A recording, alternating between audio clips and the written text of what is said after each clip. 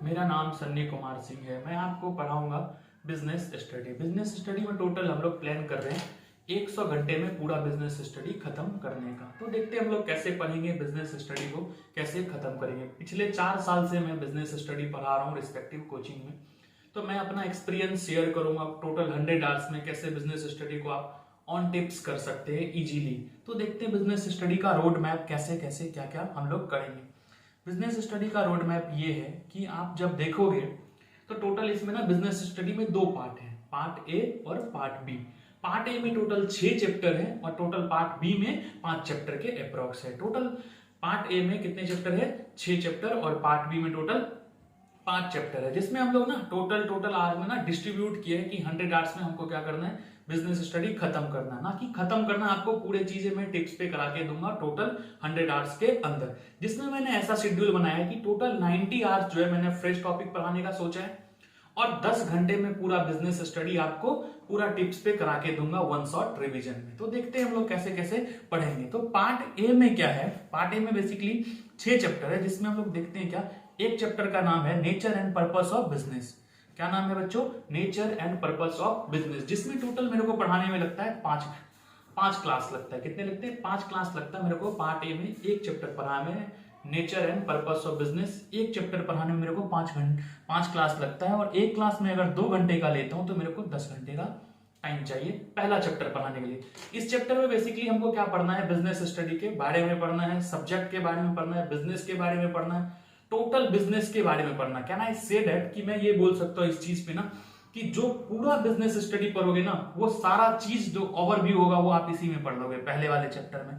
इसलिए मैंने इसको प्लान किया है कि 2 घंटे का अगर मैं एक क्लास लेता हूं तो टोटल 5 क्लास लूंगा और 10 घंटे में मैं इसे क्या करूंगा, आपको टिप्स पे करा के दूंगा। दूसरा चैप्टर है हमारा पार्ट ए में, जो हमारा चैप्टर है फॉर्म्स ऑफ बिजनेस ऑर्गेनाइजेशन। ये बहुत इंपॉर्टेंट टॉपिक है। ये टॉपिक इतना इंपॉर्टेंट है, आप किसी भी लेवल पे चले जाओ ये आपको पढ़ने को मिलेगा। चाहे आप 11th में हो, चाहे आप 12th में जाओ, चाहे आप बीकॉम करो, चाहे सीए कर रहे हो, चाहे आप सीएस कर रहे हो, चाहे सीएमए कर रहे हो, हर जगह आपको ये टॉपिक पढ़ने को मिलेगा, फॉर्म्स ऑफ बिजनेस ऑर्गेनाइजेशन। जिसमें बेसिकली हम लोग क्या पढ़ते हैं कि फॉर्म्स ऑफ बिजनेस नहीं, बिजनेस करने का तरीका कितने हैं, बिजनेस करने का बेसिकली तरीका कितने। पहले वाले चैप्टर में हम लोग पढ़ते हैं बिजनेस क्या है, बिजनेस कैसे स्टार्ट करेंगे, कैसे होता है, क्या होता है।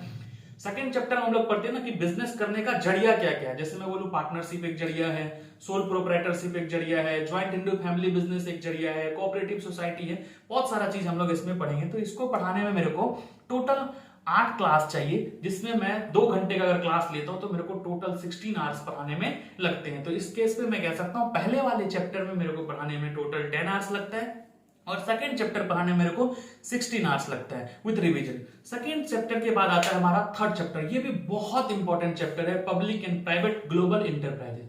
इसमें बेसिकली हम ये पढ़ते हैं कि प्राइवेट सेक्टर क्या है, पब्लिक सेक्टर क्या है। उसके बाद हम लोग इसमें पढ़ेंगे टोटल ग्लोबल इंटरप्राइजेस किसको बोलते हैं, एमएनसी किसको बोलते हैं, सारा चीज हम लोग यहाँ पे पढ़ेंगे तीसरे वाले चैप्टर में। बेसिकली इसको पढ़ाने में मेरे को 4 क्लास चाहिए होगा। 2 घंटे की क्लास में अगर लूंगा तो यहाँ पे मेरे को 8 घंटे लगेंगे पढ़ाने में। नेक्स्ट पार्ट आता है बिजनेस सर्विस। इसमें हम लोग पूरा पढ़ेंगे बिजनेस सर्विस के बारे में कैसे क्या क्या। तो ये बहुत बड़ा चैप्टर नहीं है, बहुत लेंदी चैप्टर नहीं है। 2 क्लास चाहिए मेरे को पढ़ाने में, अगर 2 घंटे का लेता हूं तो मेरे को 4 घंटे में सारा ये चीज मैं करा के दूंगा आपको। नेक्स्ट आता है एक टॉपिक है हमारा 5वां चैप्टर जो है हमारा emerging mode of business. Basically इसमें हम लोग पढ़ेंगे emerging mode of business, business में कैसे कैसे नई तरीके से क्या क्या उभार आ रहा है बेसिकली वो हम लोग पढ़ेंगे। तो कैन आई से दैट कि इसको पढ़ाने में मेरे को बेटा 4 क्लास चाहिए 2 घंटे का, तो 8 घंटे मेरे को ये पढ़ाने में लगेंगे। नेक्स्ट टॉपिक आता है हमारा social responsibility of business and ethics. बहुत इंपॉर्टेंट टॉपिक है ये ना, एक्चुअली सीएसआर के बारे में हम लोग यहाँ पे पढ़ते हैं। 5 क्लास चाहिए मेरे को इसको पढ़ाने में और एक क्लास अगर मैं 2 घंटे का लेता हूं तो मेरे को 10 आवर चाहिए इस टॉपिक को पढ़ाने के लिए टोटल। तो मैं क्या बताया आपको, वो नटसेल में बोलूं तो हम क्या पढ़ेंगे, बिजनेस स्टडी। बिजनेस स्टडी को मैंने ऐसे प्लान किया है पार्ट ए और पार्ट बी। पार्ट ए में टोटल मैंने 6 चैप्टर रखा है, जिसमें हमारे टोटल 6 कंटेंट है, 6 टॉपिक है पढ़ना मेरे को पार्ट ए में। मैं बोल सकता हूं चैप्टर के रूप में पहला चैप्टर जो है मेरे को पढ़ाने में 10 घंटे लगेगा।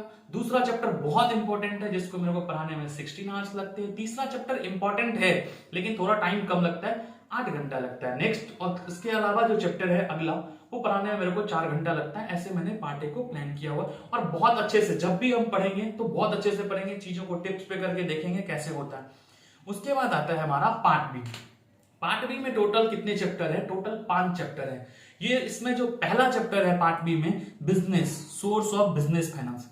आप सोचो, बिजनेस करने का सारा चीज जान लो, लेकिन जब तक आपके पास पैसे नहीं होंगे कहां से स्टार्ट करोगे?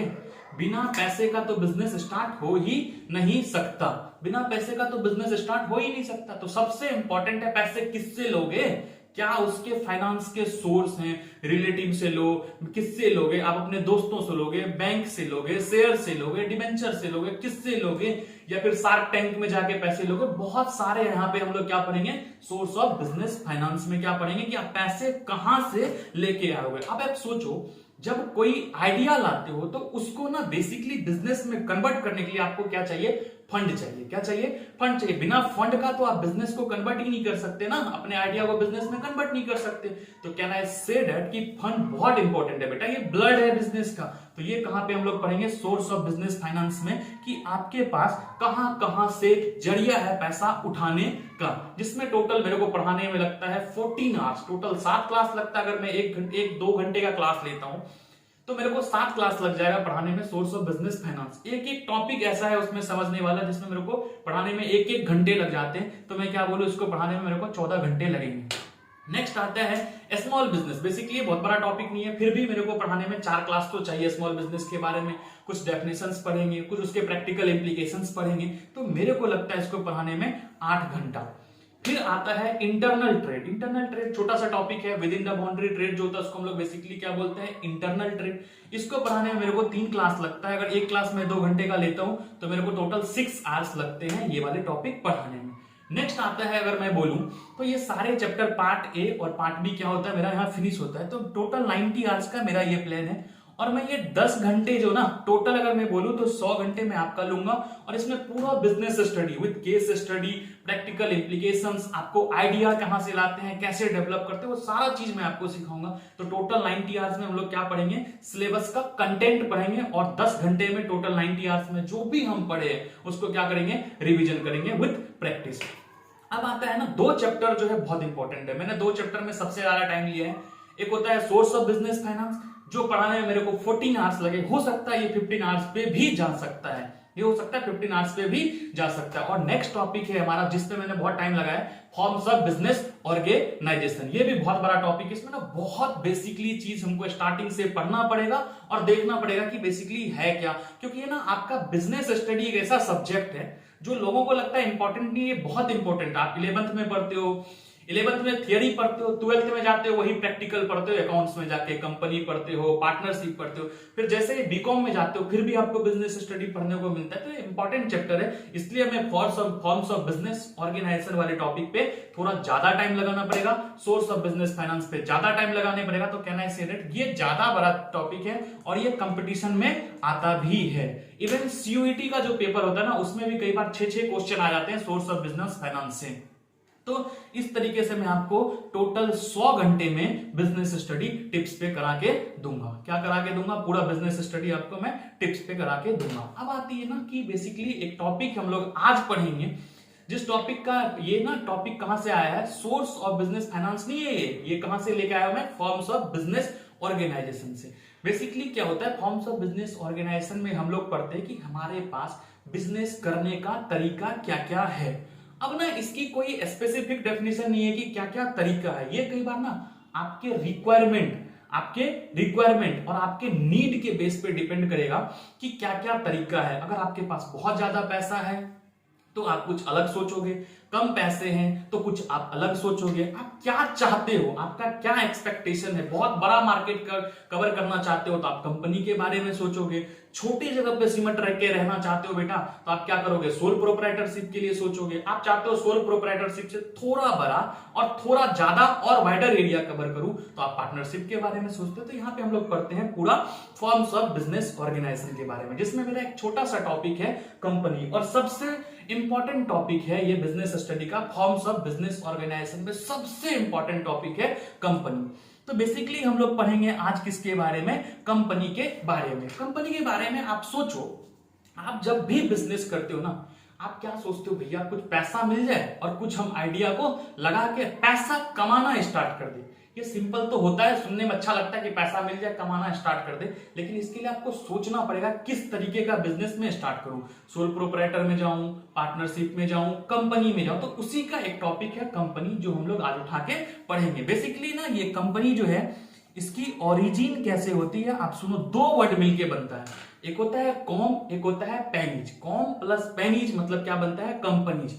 कॉम का मतलब होता है टूगेदरनेस, क्या होता है कॉम का मतलब टूगेदरनेस, और पेनिज का मतलब होता है ब्रेड। मतलब हम लोग क्या हुए, टूगेदर हुए हैं ब्रेड के लिए। बेटा ब्रेड यहाँ पे खाने वाला ब्रेड नहीं, ब्रेड का मतलब है यहाँ पे पैसा, और टुगेदर का मतलब क्या है, हारमनी, मतलब हारमनी फॉर मनी। हम लोग इकट्ठा हुए हैं पैसे कमाने के लिए। इस तरीके से कंपनी का ओरिजिन होता है कि कंपनी दो वर्ड से मिलके बनता है। पहला कॉम प्लस में पेनिज। कॉम का मतलब होता है टुगेदरनेस, और पेनिज का मतलब क्या होता है, ब्रेड। और ब्रेड का मतलब यहाँ पे खाने वाला ब्रेड नहीं है, यहाँ पे पैसे से रिलेटेड है। तो जब आप हारमनी फॉर मनी हो तो ना, तो बेसिकली उसको हम लोग क्या बोलते हैं, कंपनी बोलते हैं। अब कंपनी को पढ़ने के लिए ना, ये छोटा सा टॉपिक सुनने में लगता है कंपनी, लेकिन इसमें ना बहुत बड़ा टॉपिक है पढ़ने में। इसको पढ़ाने में कम से कम, इस टॉपिक को पढ़ाने में 3 to 4 आवर्स मेरे को लगते हैं। तो बेसिकली सबसे पहले आपको पढ़ना पड़ेगा कंपनी का डेफिनेशन। क्या पढ़ना पड़ेगा बच्चे, कंपनी का डेफिनेशन। किसको कहते हैं कंपनी। बेसिकली कंपनी ना एक ऐसा डेफिनेशन है जो एक्सक्लूसिव डेफिनेशन है। कंपनी का जो डेफिनेशन है वो क्या है, एक्सक्लूसिव। जो लॉ में लिखा है, जो लॉ में लिखा है ना, वही क्या है, कंपनी है। ऐसा सा डेफिनेशन है। क्या डेफिनेशन है, कहां पे दिया गया है, बेसिकली इसका जो डेफिनेशन है वो दिया गया है सेक्शन 2 क्लॉज 20 के अंदर। क्या लिखा है डेफिनेशन के अंदर, कहते हैं company means company which is incorporated under this act or any previous company law। क्या कहना चाहता है डेफिनेशन, कि कंपनी का मतलब कंपनी होता है तब जब वो रजिस्टर्ड हुआ है, किसमें, कंपनीज एक्ट के अंदर, चाहे इस वाले एक्ट में चाहे प्रीवियस वाले एक्ट में। तो जो कंपनी के तरीके से रजिस्टर्ड होगा उसको हम क्या बोलेंगे, कंपनी बोलेंगे। कैन आई से दैट, कि ये चीज बहुत क्लियरली समझ आता है कि कंपनी बोलने के लिए आपको पहले कंपनी के तरीके से कंपनी को रजिस्टर्ड करना पड़ेगा, दिस एक्ट और any previous company law. This act का मतलब है बेटा यहाँ पे 2013। दिस एक्ट का मतलब क्या है, कंपनीज एक्ट 2013, कंपनीज एक्ट 2013।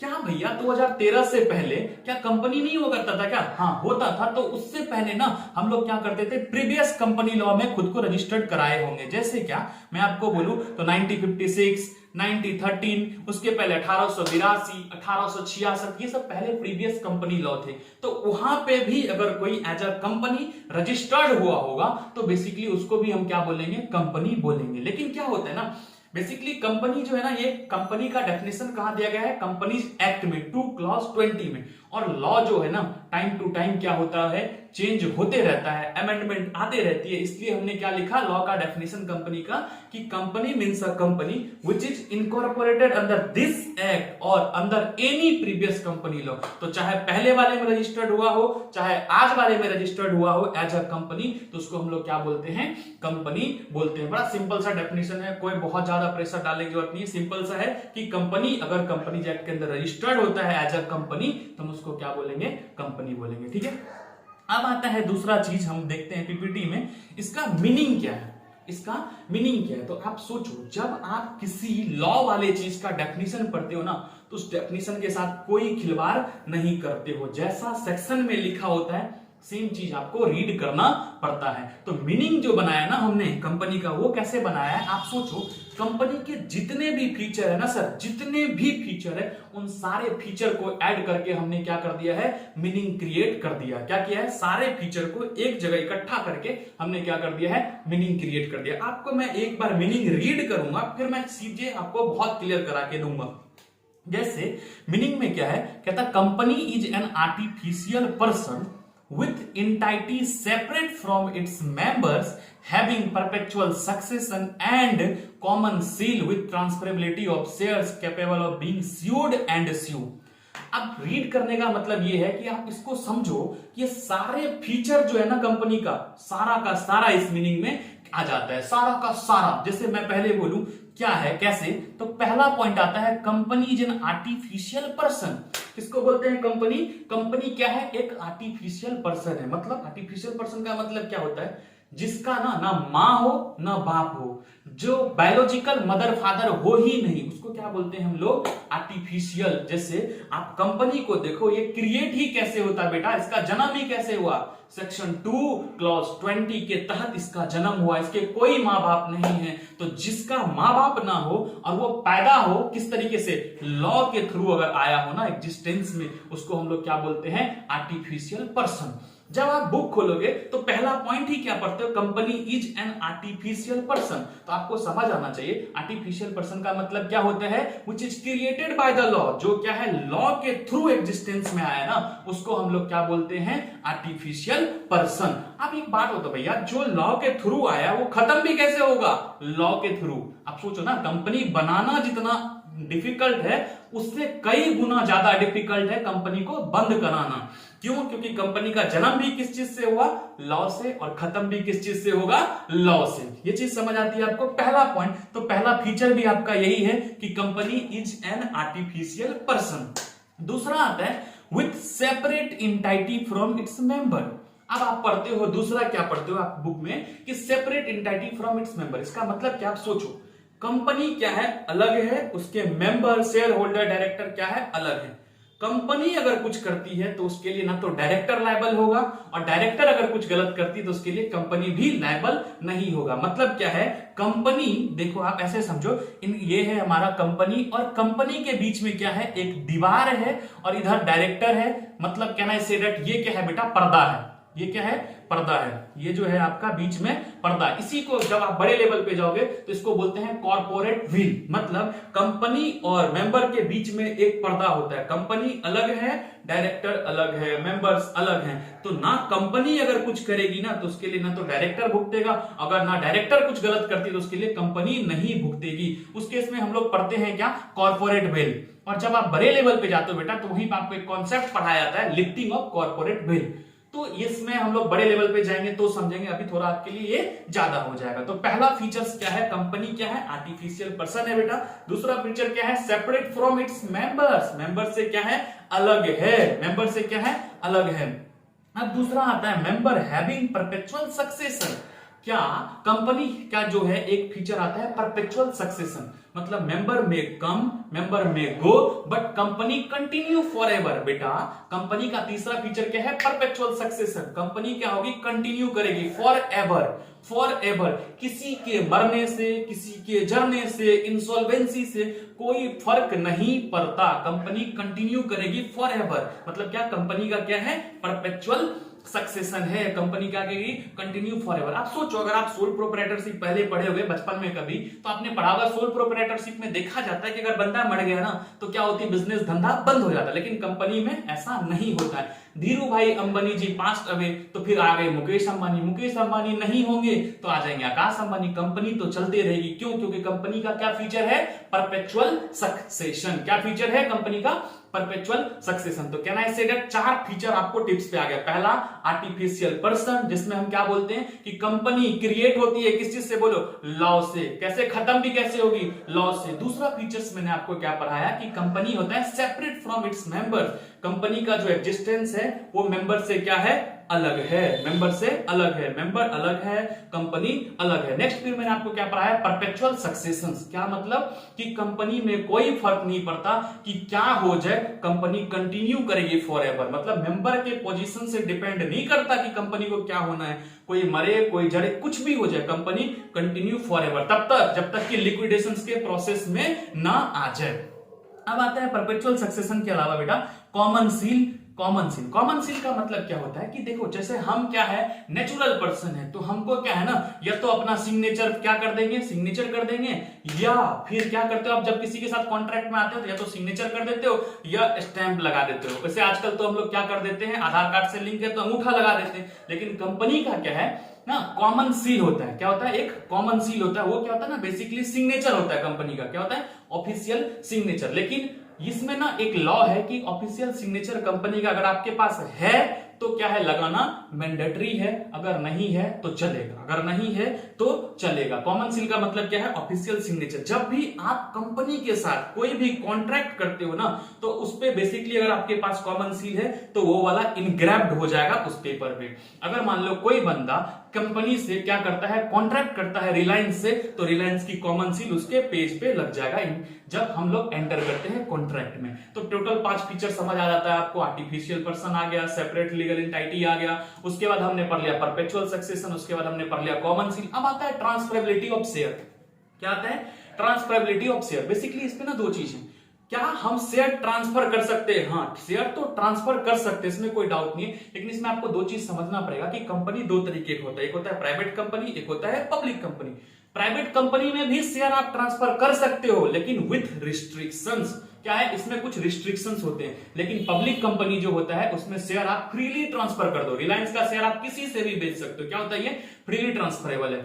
लेकिन प्राइवेट कंपनी का शेयर ट्रांसफर तो कर सकते हो, मैंने कभी नहीं बोला कि नहीं कर सकते, कर सकते हो आप, लेकिन कुछ उसमें कंडीशन लगा देते हैं। क्या करते हैं? कुछ उसमें रिस्ट्रिक्शंस लगा देते हैं। लाइक दिस की आप सोचो ना कि मैं बोल दूं अगर आप अपना शेयर बेचोगे तो पहले बोर्ड ऑफ डायरेक्टर से परमिशन लोगे। क्या है? ये कंडीशन लग गया, तो ये कंडीशन है। तो शेयर भी क्या हो सकता है? फ्रीली ट्रांसफर हो सकता है in case of public company में। ये भी चीज आपको मैंने समझा दिया। अब आता है capable of being sued and sue. Company अगर किसी के साथ गलत करती है तो कंपनी पे भी केस होगा, और अगर कंपनी के साथ कोई गलत करता है तो कंपनी भी उस पर क्या कर सकती है? केस कर सकती है। तो क्या मैं बोलूं, टोटल कंपनी के फीचर्स आपको टिप्स पे आ गया। पहला, आर्टिफिशियल पर्सन, कंपनी क्रिएट हुई किस चीज से? लॉ से। खत्म भी कैसे होगी? लॉ से। दूसरा क्या आता है? Separate legal entity. मतलब क्या? मेंबर्स अलग हैं, मेंबर्स क्या है? अलग हैं। दूसरा, कंपनी अलग है। फिर आ गया परपेचुअल सक्सेशन कि कंपनी को कोई फर्क नहीं पड़ता, मेंबर मर जाए चाहे कुछ भी हो जाए, इंसॉल्वेंट हो जाए चाहे कुछ भी हो जाए, कंपनी कंटिन्यू करेगी फॉरएवर अनटिल एंड अनलेस, जब तक वो लिक्विडेशंस के प्रोसेस में नहीं जाए। उसके बाद हमने क्या पढ़ा? Transferability of share. कंपनी के शेयर्स को क्या कर सकता है? फ्रीली ट्रांसफर कर सकते हो अगर पब्लिक कंपनी है। प्राइवेट कंपनी में ट्रांसफर तो हो सकते हैं लेकिन कुछ रिस्ट्रिक्शंस के साथ, कुछ रिस्ट्रिक्शंस के साथ। इसके अलावा भी बहुत सारे फीचर्स हैं कि कंपनी के साथ अगर आप कॉन्ट्रैक्ट करते हो तो कंपनी के ऑब्जेक्ट क्लॉज में जो होता है ना, उसी के अगेंस्ट आप जाके नहीं कर सकते। जो ऑब्जेक्ट क्लॉज में लिखा है उसी चीज का आप क्या कर सकते हो? कॉन्ट्रैक्ट कर सकते हो। बाकी किसी चीज का आप कॉन्ट्रैक्ट नहीं कर सकते हो। और कंपनी किसी के साथ गलत करती है या कंपनी के साथ गलत होता है तो उसको हम लोग क्या बोलते हैं? उस केस में कंपनी पे भी केस हो सकता है और कंपनी भी क्या कर सकती है? केस कर सकती है। तो ये टोटल हमारा कंपनी का क्या है? फीचर्स है इस तरीके से। अब अगला टॉपिक हम लोग पढ़ेंगे नेक्स्ट क्लास में जब हम लोग गो थ्रू करेंगे।